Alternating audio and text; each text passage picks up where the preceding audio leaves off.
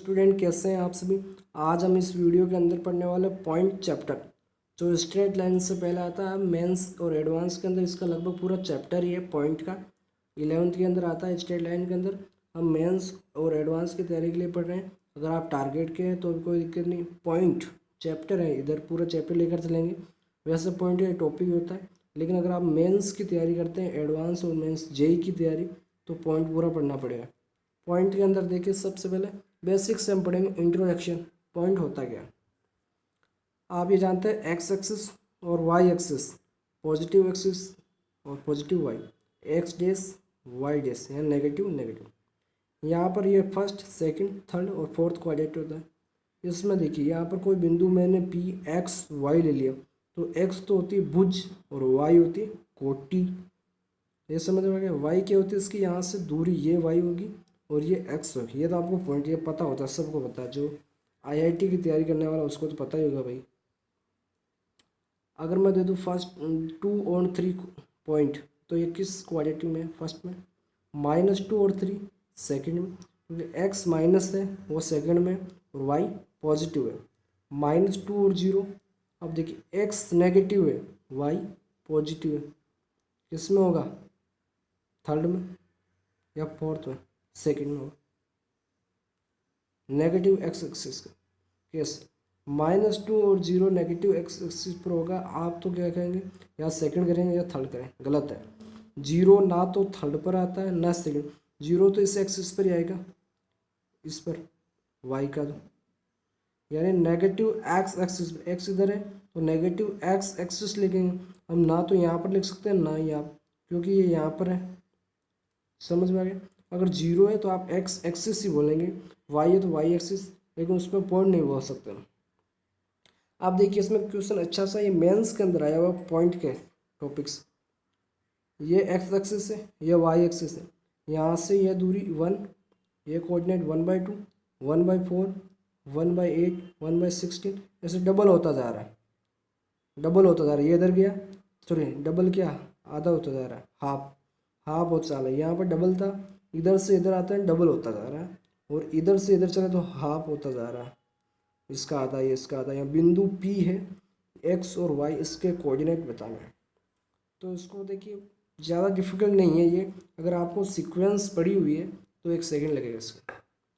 Sequence से कैसे होगा? देखो 1/2 ये सीक्वेंस नहीं बनेगा। यहाँ तो एक्स हॉरिजेंटल डिस्टेंस, अगर मैं ये लूँ 37 दूरी, 37 दूरी बोलेंगे तो देखिए 1 एक्स एक्सिस से देखना, वाई वाले नहीं देखना। देखो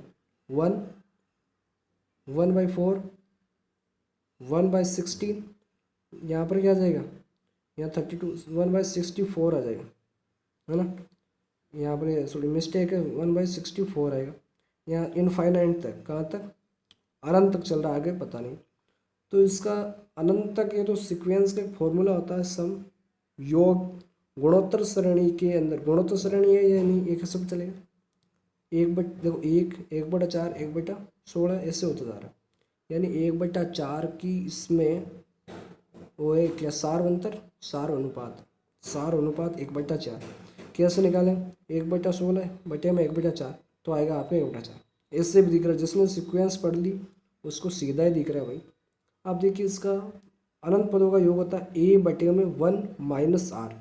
ए तो है इसका 1 और अपॉन 1 माइनस आर कितना? 1/4, तो आंसर आएगा 4/3। एक्स से इसमें 4/3। अब वाई में देखिए, वर्टिकल डिस्टेंस, ऊर्ध्वाधर दूरी, लंबवत दूरी। हिंदी मीडियम के लिए खास वीडियो है यार, हिंदी में बोलना पड़ेगा। अब देखिए यहाँ 1/2, 1/8, 1/32, 1/64, ये ऐसे जा रहा है भाई। वाई एक्सिस से नहीं, ये 1/2 से स्टार्ट है, 1/8, 1/32 दिख रहा है, इनफाइनाइट तक जाएगा, अनंत तक।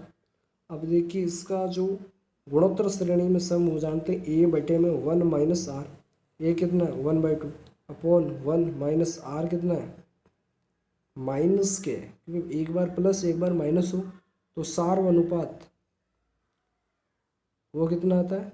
माइनस में आता है, तो 2/5, है ना। कितना आ जाएगा? ये माइनस के 1/5 आएगा।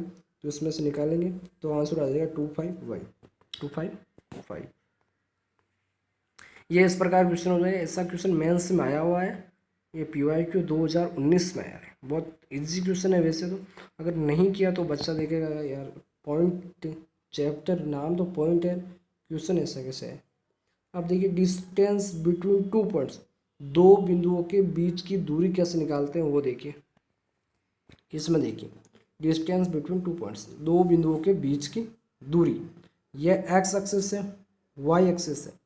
यहाँ पर मैंने कोई पॉइंट माना बिंदु P पर x1 और y1, यहाँ पर x2 और y, तो ये दूरी कितनी हुई, ये यहाँ तक कितनी है, इधर देखो x2 है और यहाँ पर इधर कितनी, यहाँ से x1 है।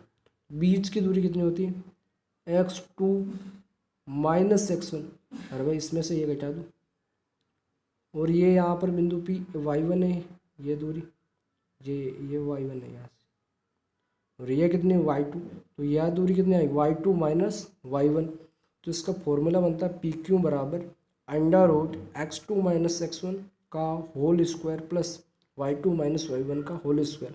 इसी कारण ये फॉर्मूला बना। ये आपको प्रूफ दिखा दिया कैसे बनता है। आपको जेई के अंदर तो सीधा याद रखना, कुछ नहीं करना इसमें, प्रूफ कौन पूछेगा वहाँ पर, तो MCQ है यार। ये देखिए ये फॉर्मूला मैंने लिखा है आपके लिए, याद कर लेना। A³ माइनस B³ बराबर होता है A minus B into A² plus में AB प्लस B²। ये काम की चीज़ है, बहुत सारे बच्चों को याद नहीं रहता।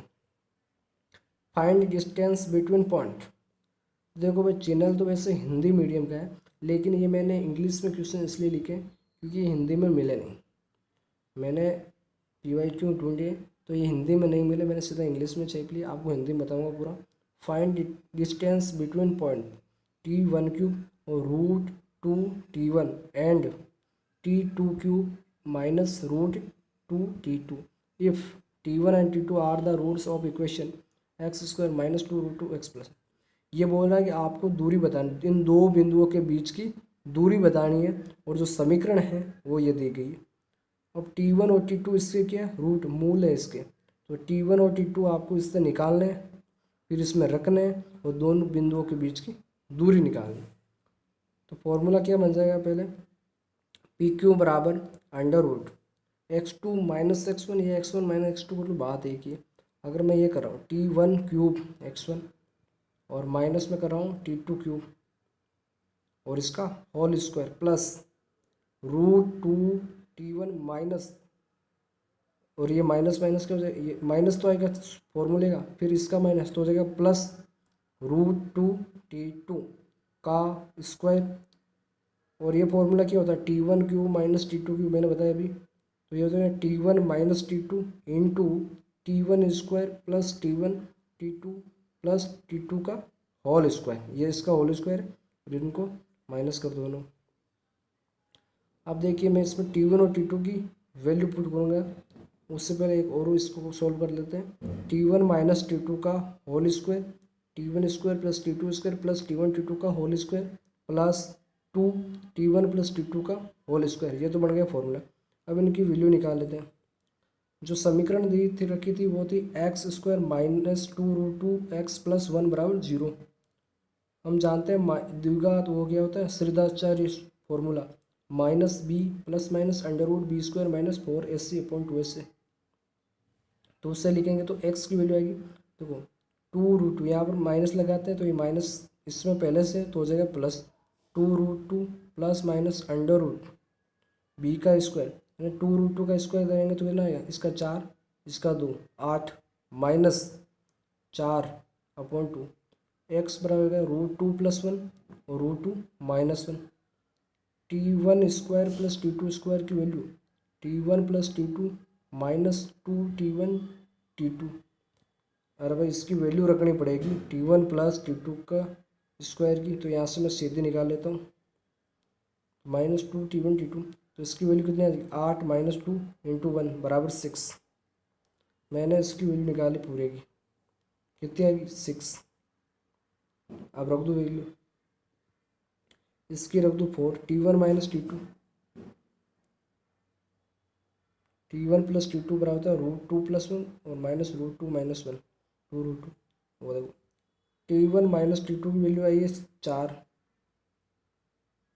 इंटू इसकी आई है 6 प्लस 1 का होल स्क्वायर प्लस 2 इंटू 8, तो ये 4 इंटू 49 प्लस 16, ये तो हो जाएगा 196 प्लस 16, तो आंसर आएगा 2 अंडर रूट के अंदर 212, अंडर रूट के अंदर 212।